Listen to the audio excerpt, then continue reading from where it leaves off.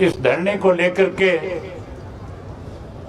सरकार को चेताने का जहां काम किया, वहीं आपको भी ये विश्वास और भरोसा दिलाया कि हम आपके साथ हैं। जो फैसला आप लेंगे हम उस फैसले पे फूल चढ़ाने का काम करेंगे। साथियों, मैं पहले भी आके गया था जब धरने को मुश्किल से 10 दिन हुए थे। आज 52वें दिन में प्रवेश कर गए। उन 10 दिन और इस 52 दिन के 42-40 दिन के उपरांत बहुत सारी इस तरह की घटनाएं घटी जो मैंने सोशल मीडिया के माध्यम से भी देखी। अनेक साथियों से बातचीत करके पूछता रहा कि धरने में क्या हो रहा है। एक वक्त मुझे इस किस्म के हालात नजर आ रहे थे कि धरना कहीं राजनीति की भेंट ना चढ़ जाए। मैंने उमेश जी से कहा कि आप जाओ और धरना कमेटी के जो सदस्य उनसे मिलो और उनसे खुल करके एक बात कहो कि हमारे बीच में जो ये राजनीतिक लोग आ रहे हैं, जो कहीं ना कहीं अपनी राजनीतिक रोटियां सेकना चाहते हैं, जो राजनीतिक भाषा से किसी पे कटाक्ष करके उन्हें कमजोर और बदनाम करना चाहते हैं, ऐसे लोगों की जुबान बंद हो।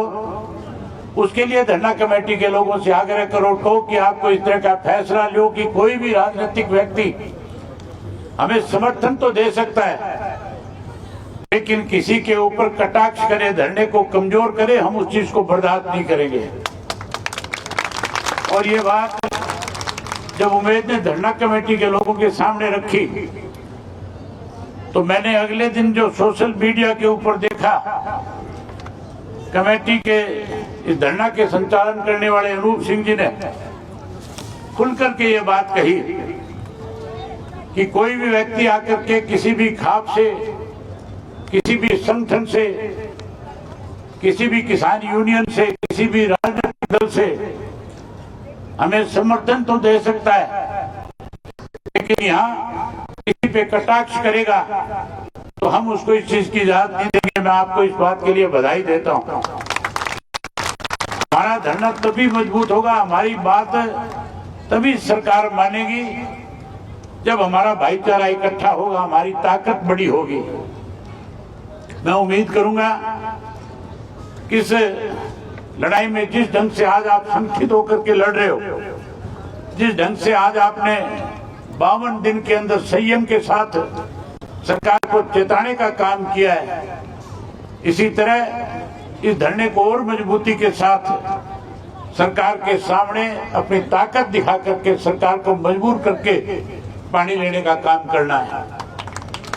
ये साथियों, कमाल की बात है, पहले टी लगाई जाती है, किसी एक व्यक्ति को गांव में भेजा जाता है, वो आके कमेटी से बात करता है और फिर रातों रात टी लगाने का काम करते हैं।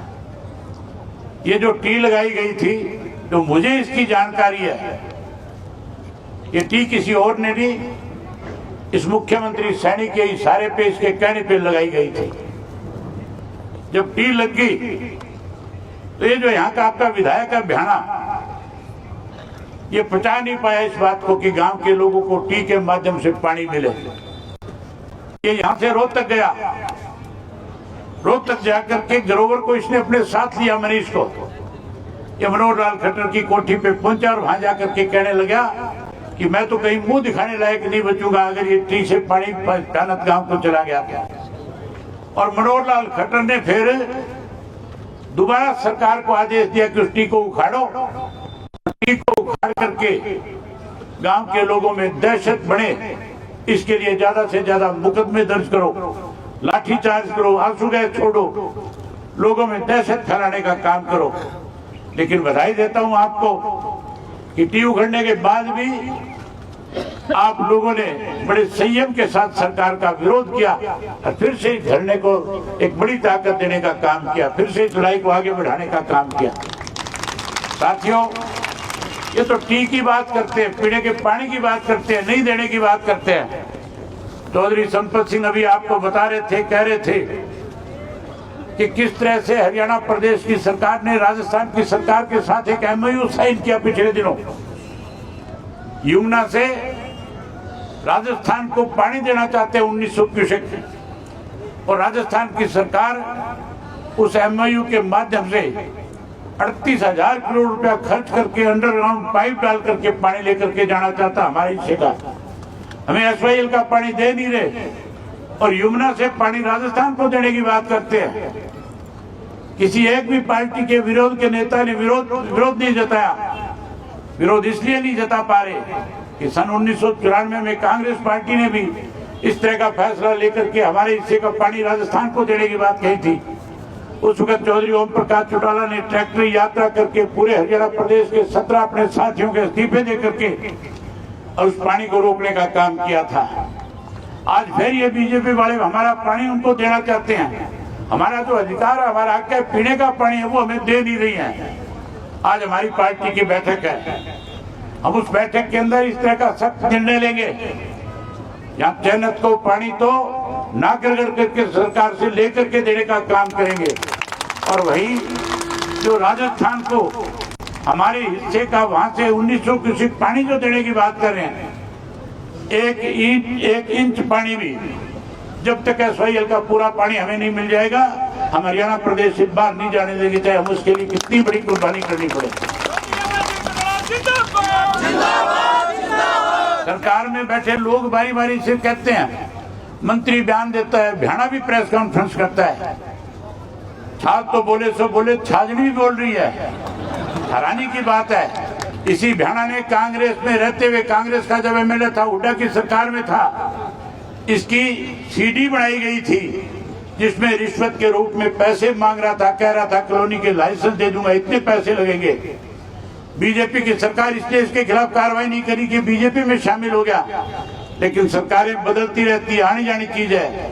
जिस दिन इंडियन नेशनल लोकदल पार्टी प्रदेश में सत्ता आ गई, इस भ्याणा की जगह हांसी के अंदर नहीं, हांसी में बढ़ने वाली नई जेल के अंदर होगी। जहां तक टी की बात है, साथियों ये कहते हैं, कानून सिखाते हैं कि टी लगाई नहीं जा सकती अमृत 2 योजना के तहत। मैं आपको बता देता हूं, भिवानी शहर के अंदर पानी देने के लिए जहां आपके मित्ताथल से एक नहर, एक पाइपलाइन का निर्माण किया गया था, उसके अंदर बीच के अंदर नाथुवास गांव आता है।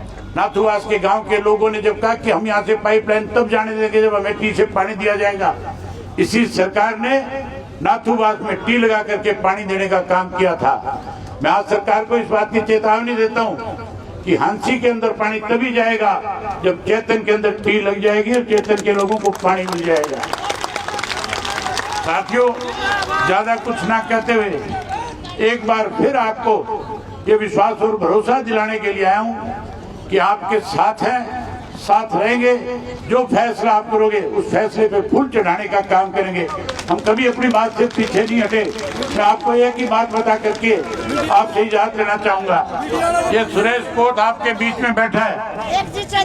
अरे एक मिनट, ये सुरेश कोट आपके बीच में बैठा है। कोट साहब एक मिनट आना इधर। मैं आपको खुल करके बताना चाहता हूँ, बैठ जाओ। बताना चाहता हूँ, किसान आंदोलन चल रहा था, उस किसान आंदोलन के दौरान मैं सिरसा से ट्रैक्टर ट्रालियों के काफिले में हजारों लोगों को साथ लेकर के किसान आंदोलन में पहुंचा था। और जब मैं किसान आंदोलन में पहुंच गया तो पहुंचने के बाद रात का समय था। हम सारे साथी वहां पहले से हमने टेंट लगवा रखे थे, टेंट के अंदर बैठे थे। कोच साहब आए, इन्होंने आकर के मुझे कहा कि मैं सारे किसान संगठनों की तरफ से आपसे बात करने के लिए आया हूं। मैं इनकी बात को भांप गया था। मैंने पूछा, बताओ क्या चाहते हो? मुझे कहने लगे कि चौधरी देवीलाल, अगर आज की आपकी जगह पे आज होते तो हर हालत के अंदर कोई बड़ा फैसला लेकर के इस आंदोलन को बड़ी ताकत दे देते। मैंने कहा, आप निश्चिंत रहो, मेरे रगों में भी चौधरी देवीलाल का खून है। मैं भी कोई ऐसा फैसला करूंगा जिससे पूरे देश के अंदर एक मैसेज जाएगा कि किसान आंदोलन में अब बहुत सारे लोग अपने पद त्याग करके लड़ाई लड़ने का काम करेंगे। ये मुझे कहने लगे मैं जाकर के क्या कहूं? मैं कहे उनको कह देना जो तुम्हारी मंशा उसको पूरा कर दूंगा। मैंने इनसे पूछ लिया बताओ क्या मंशा है उनकी? कहने लगे वो आपका त्यागपत्र चाहते हैं। ये गवाह इस बात के। मैंने उनसे उसी वक्त वादा कर दिया था, कह दिया था मैं अपने इलाके के लोगों के बीच में जाऊंगा और हर हालत में त्यागपत्र देकर के आपके साथ खड़ा हो जाऊंगा। आज आपको भी